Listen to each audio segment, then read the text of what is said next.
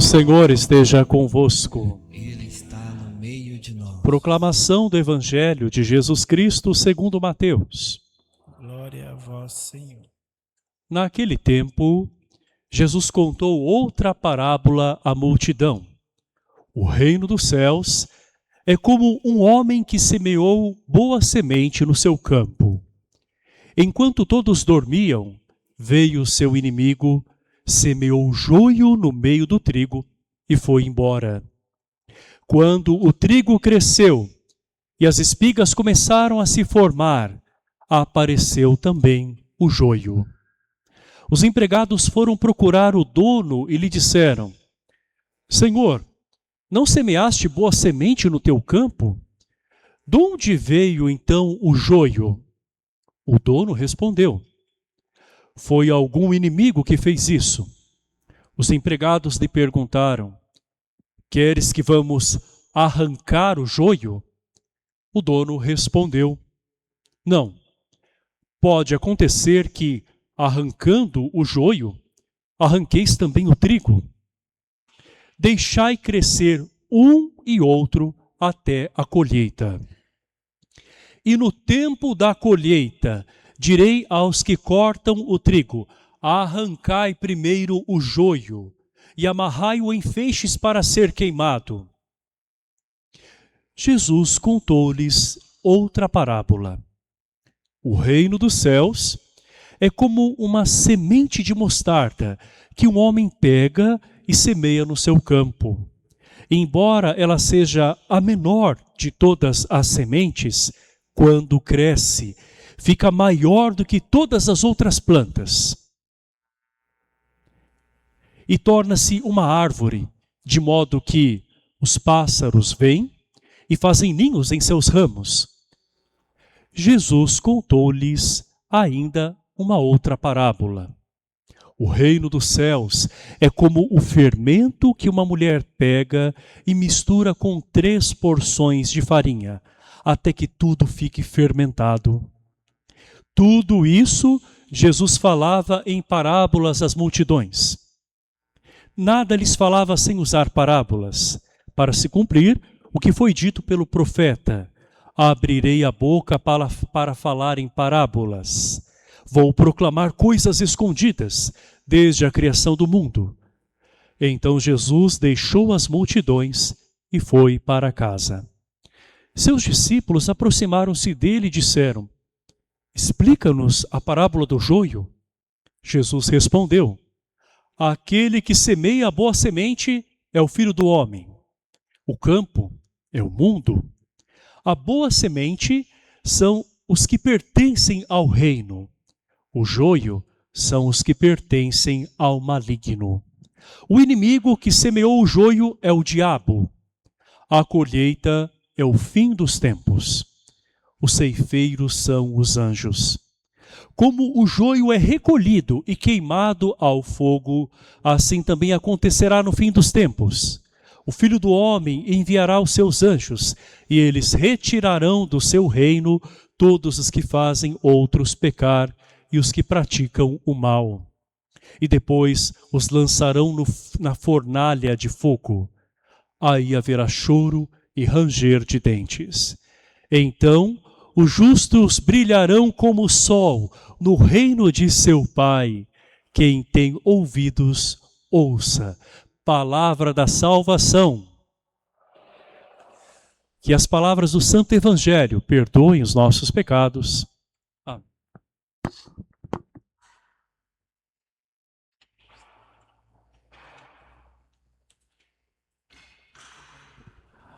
Ao longo destas semanas, Jesus falará para nós em parábolas.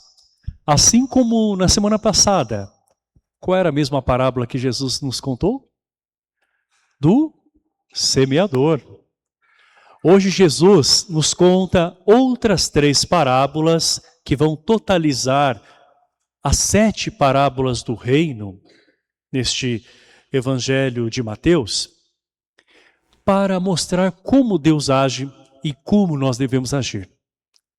Tudo hoje nos fala sobre a paciência de Deus e sobre a prudência que nós devemos ter.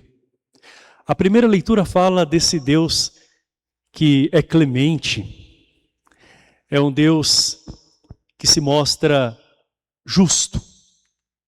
Nós cantamos no Salmo que o Senhor é clemente e fiel, Deus é bondoso, Deus é paciente.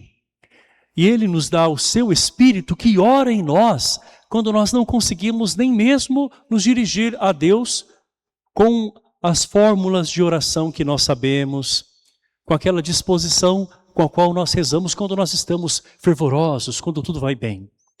O Espírito Santo vem em nosso auxílio e ora em nós, na hora em que nós não encontramos palavras, na hora em que nós não temos ânimo, mas nós depositamos diante de Deus a nossa vida. É o Espírito Santo orando em nós e ora com gemidos inefáveis, muito além das palavras inteligíveis.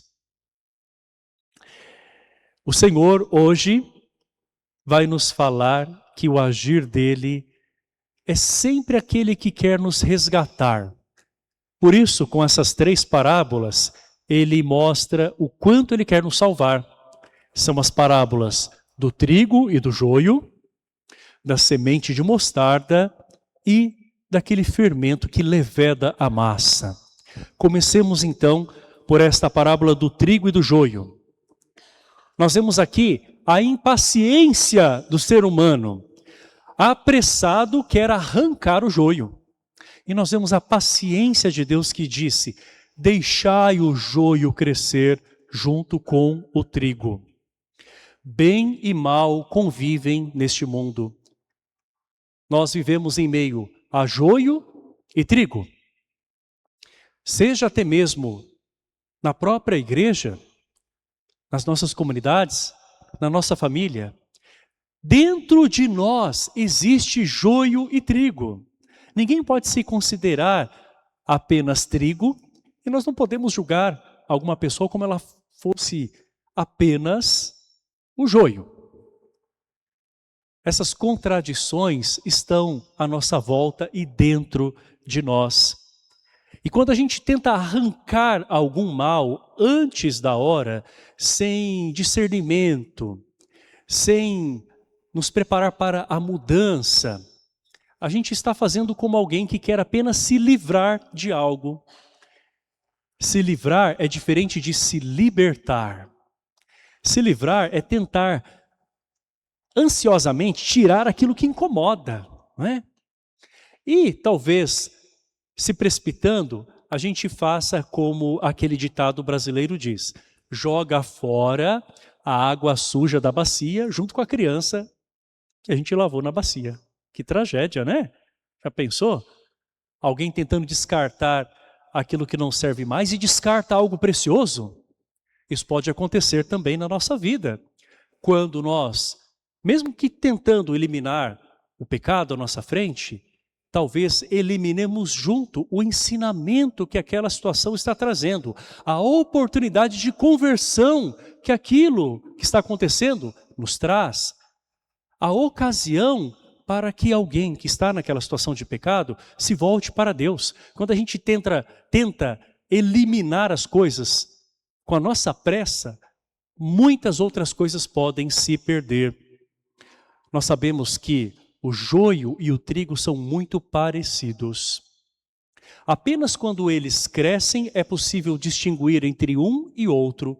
Por isso que o Senhor fala para que se espere, justamente para que depois se possa identificar aquilo que está atrapalhando e tem que ser retirado. Se alguém vai com muita pressa tentando tirar o joio, também tira o trigo.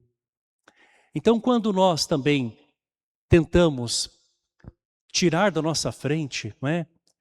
Às vezes, uma pessoa que a gente enxerga como joio, talvez a gente também perca a grande oportunidade de uma santificação, de uma mudança na nossa vida e na vida também daquela pessoa, se ela se abrir a essa mudança. Na verdade, o Senhor, Ele adia essa retirada do joio, porque Ele quer, no fundo, que o joio se transforme em trigo. Então o Senhor nos dá muitas chances ao longo desta vida. A colheita é o fim dos tempos, é o final da nossa vida, é o momento também do julgamento final. E lá sim o Senhor vai separar o joio do trigo. Então vamos deixar Deus ser o justo juiz? Nós, às vezes, tentamos tirar alguma coisa de ruim e a gente, quem sabe, não faça nada de bom. E daí o bem e o mal são tirados juntos, né? E o que será que vai crescer depois, se o bem não ficar ali? Então não adianta somente tentar tirar o mal da nossa frente, se nós não deixarmos que o bem cresça. Então pode acontecer que às vezes você, tentando tirar, não é, as coisas que parecem ruins, porque algumas delas talvez sejam até boas, viu? Porque não se manifestaram ainda. A gente não teve o tempo de discernir, de avaliar, né? Então Jesus diz, não arranque nada agora. Agora não. Na parábola o Senhor nos fala isso. Porque às vezes até coisas que a gente acha que são ruins, talvez sejam sim um propósito divino para algo infinitamente maior. Mas a gente vai lá, identifica como mal alguma coisa e a gente não faz nada de bom. Em outras palavras, pode acontecer também que a gente só peça para Deus derrubar as muralhas dos conflitos familiares, dos vícios, dos bloqueios, sejam quais forem, né, na vida financeira, em vários âmbitos da vida, os ressentimentos. A gente pede para que Deus derrube tudo isso, não é? Até aqueles sentimentos negativos em nós. Mas e depois que essas muralhas caem? O que a gente reconstrói? O povo de Deus, quando foi habitar Jericó, após fazer aquilo que Deus ordenou, é um Deus que, aliás, é um povo que toma posse daquela terra. Então foi preciso que depois eles edificassem muita coisa. Não adianta a gente querer uma vida em que a gente só destrói aquilo que é incômodo, se a gente não constrói aquilo que nos mantém em Deus. Então vamos, depois de pedir que Deus derrube as muralhas, que Ele nos ajude a construir relações mais sólidas, mais harmonia interior, coração com mais perdão, mais liberdade, que a libertação venha. E aqui a gente vê a diferença entre livrar-se e libertar-se, né? O libertar-se traz paz, o libertar edifica, o libertar traz uma outra visão, traz ânimo, traz disposição. Agora o livrar-se não, a gente tira aquilo que é ruim e depois a gente se expõe, quem sabe, a algo muito pior, porque o bem também foi retirado, a oportunidade de crescimento foi arrancada. O Senhor hoje olha para nós e Ele aparentemente tarda em agir, porque Ele quer, na verdade, agir de forma completa. Por isso que Ele nos conta outras duas parábolas, que são justamente a da sementinha de mostarda, que depois vai crescer e relativamente vai ficar tão grande, não é? Que vai acolher os pássaros. São os pequenos gestos, coisas pequenas, positivas, que podem crescer, se manifestar na nossa vida. Então o Senhor mostra que também são os pequenos gestos, as coisas mais simples que podem sustentar uma relação de um casal. São as pequenas atitudes que podem repercutir na vida dos filhos, quando eles também seguirem o seu caminho. São as coisas pequenas que a gente vai semeando de bom na nossa vida, que depois também se manifestam. A gente colhe tantas outras coisas quando a gente vive uma vida em Deus, coisas que são maravilhosas, gratas, não é? Bênçãos que recaem sobre nós quando a gente vai na perseverança também, fazendo com que o dia a dia, a nossa rotina em Deus, nos abra para algo maior que Ele tem para nós. Jesus conta ainda sobre aquele punhado de fermento que é colocado nas 3 porções de farinha. Mas não é o fermento que faz crescer a massa? Por que ele tem uma proporção menor? Bom, tudo tem uma razão de ser, não é verdade? Então são as pequenas atitudes que podem fazer a grande diferença na vida de muita gente.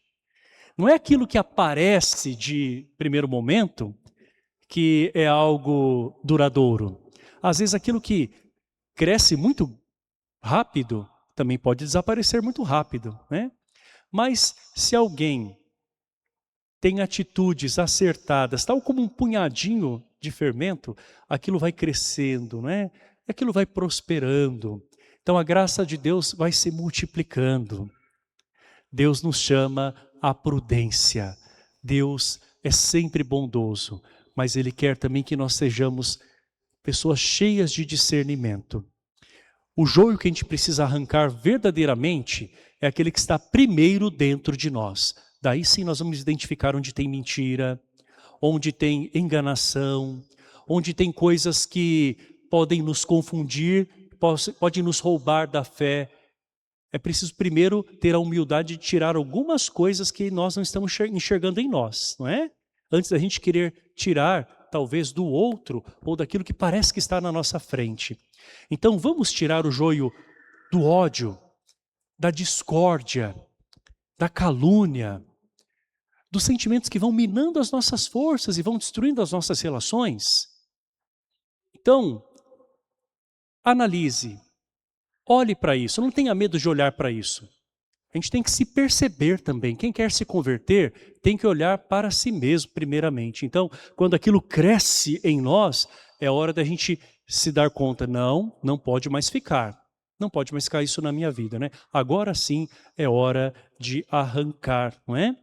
Então daí que vem o trigo limpo, que é aquele da dedicação, do trabalho interior que é feito em nós, né? Da colaboração que também vai repercutir na vida de outras pessoas e pode tornar até a vida de todos melhor, mais harmônica, quando a gente também semeia algo de bom nos ambientes onde nós estamos.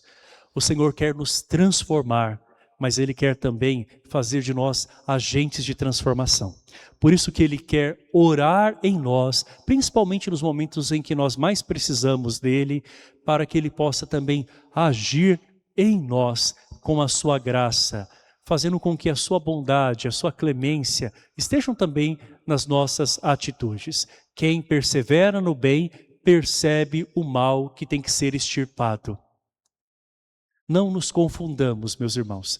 Apenas no caminho do bem, apenas cultivando coisas boas, através da escuta da palavra, através da vida de oração constante, através dos gestos de caridade, através da esperança que a gente faz crescer cada dia, que a gente de fato vai reconhecer o que não convém a nós. É deixando crescer aquilo que Deus sempre nos dá, que nós teremos o discernimento para seguir o nosso caminho com liberdade e construindo coisas novas. Louvado seja o nosso Senhor Jesus Cristo.